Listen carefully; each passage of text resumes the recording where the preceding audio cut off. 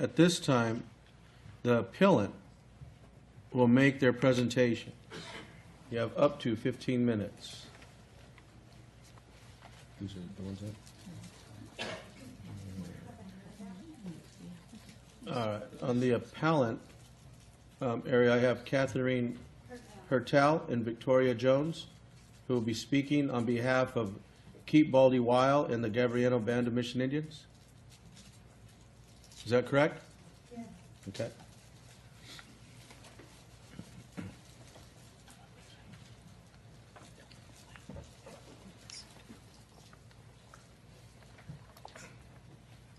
Victoria Jones will be speaking in the 5 minutes at the end.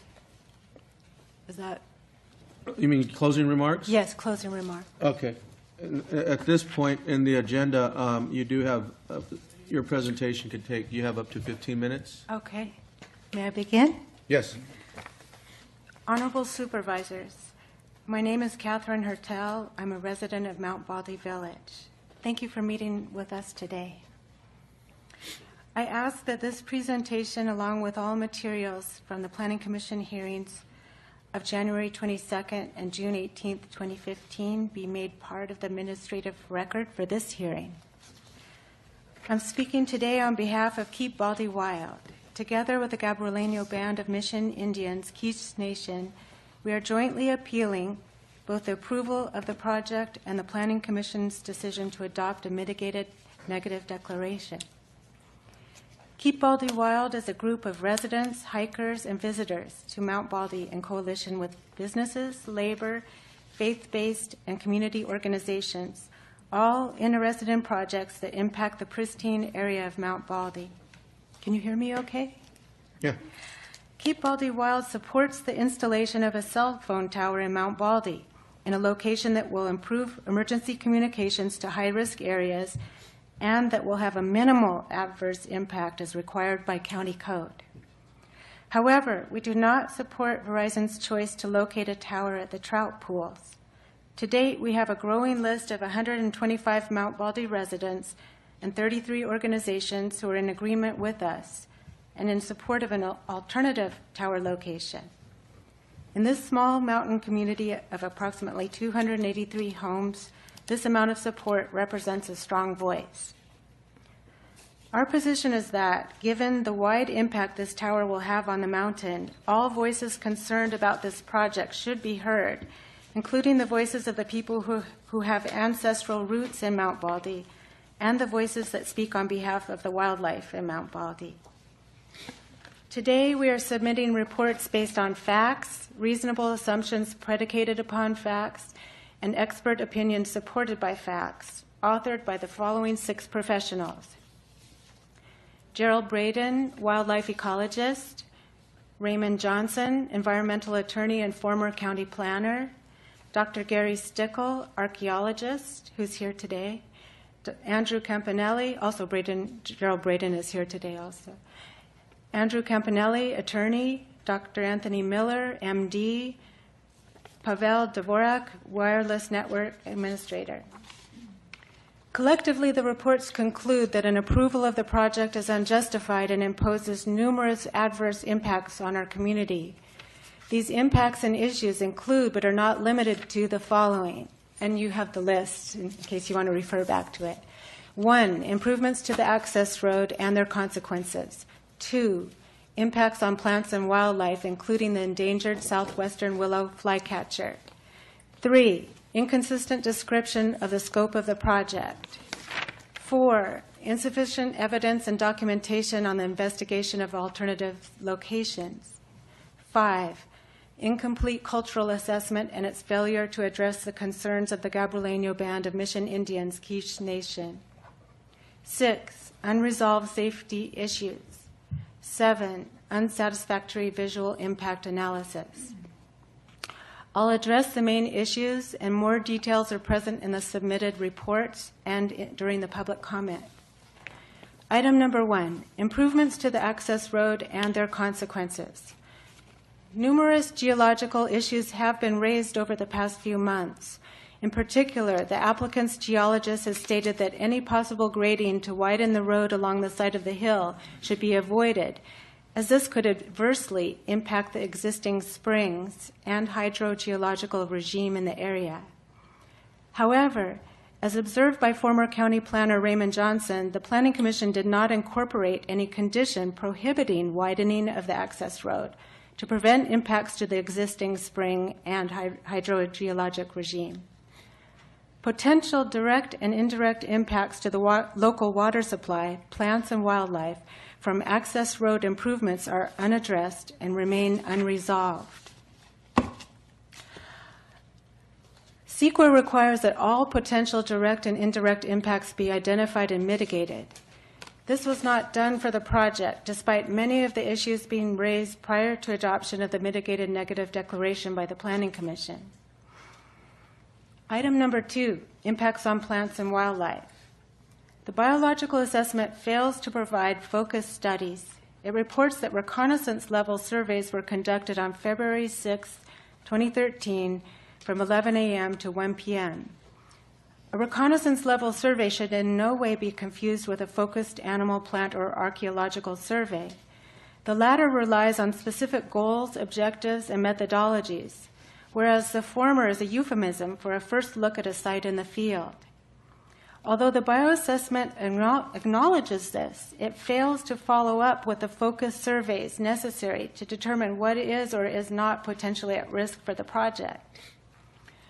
One 2-hour site visit in February does not adequately represent a complete sampling of conditions of wildlife. Times of day and seasons are critical to a complete analysis. The same shortcomings apply to the project impact on plant life. There are specific methodologies relevant to flowering period of time of year for plant surveys. The reconnaissance surveys were carried out on February 6th, well outside of the flowering period for 4 sensitive plants. Reliance on identification and description without the flower characteristics can lead to misidentification of closely related species. Therefore, there is no credible basis for either the bioassessment or the mitigated negative declaration to determine the presence or absence of significant impact on these plants because the appropriate plant surveys at the right time of year were never undertaken.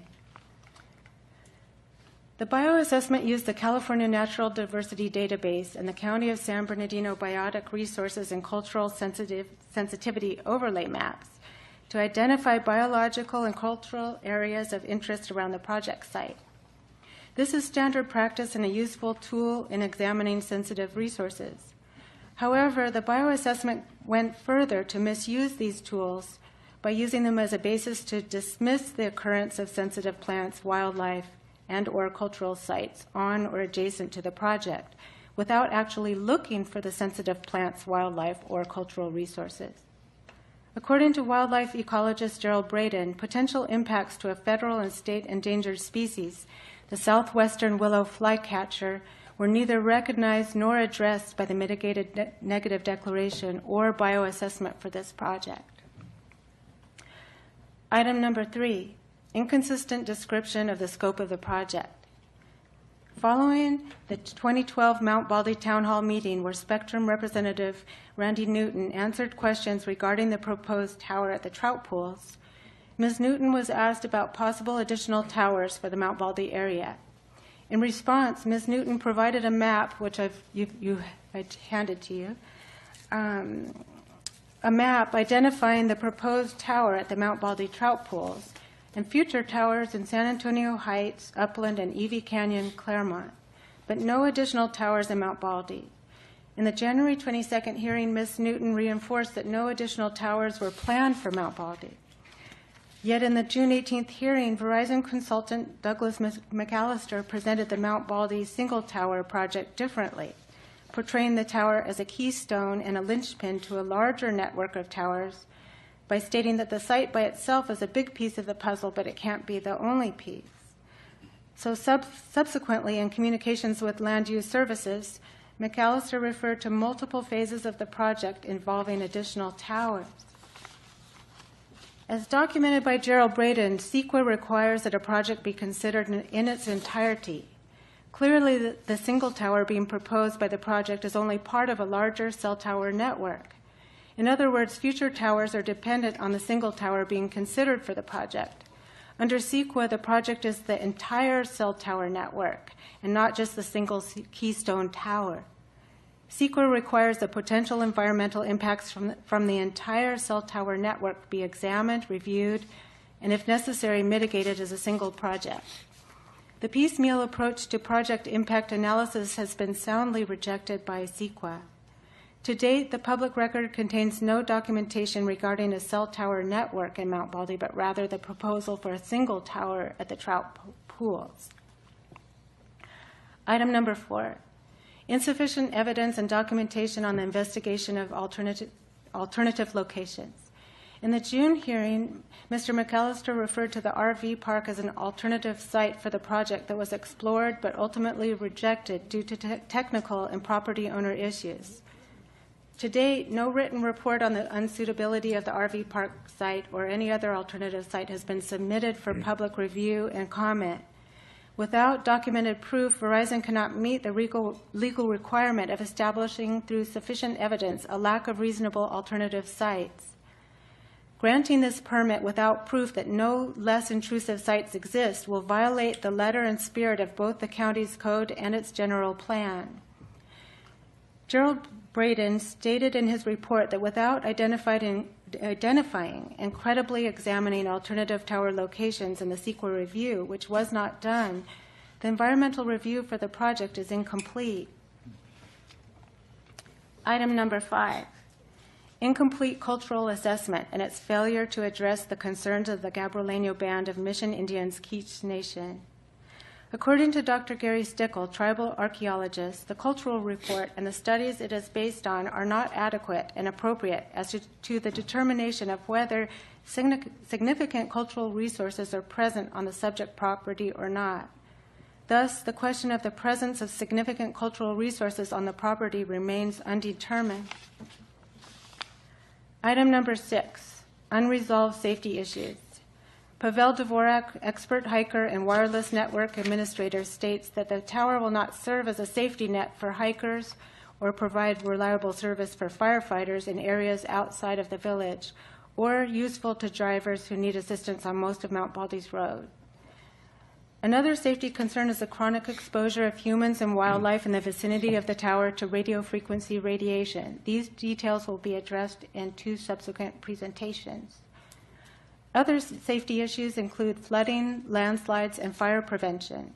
For example, former county planner Raymond Johnson stated that if the project is developed with a pad-type foundation, while potentially addressing the site's landslide risk, the project would then fail to comply with the anchoring or elevation on-fill requirement of the municipal code for flood risk within the FP1 overlay.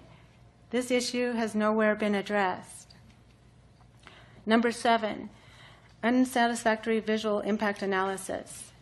According to attorney Andrew Campanelli, a provision in the Middle Class Tax Relief and Job Creation Act of 2012 allows the tower height to be increased from 45 feet to 65 feet without zoning approval.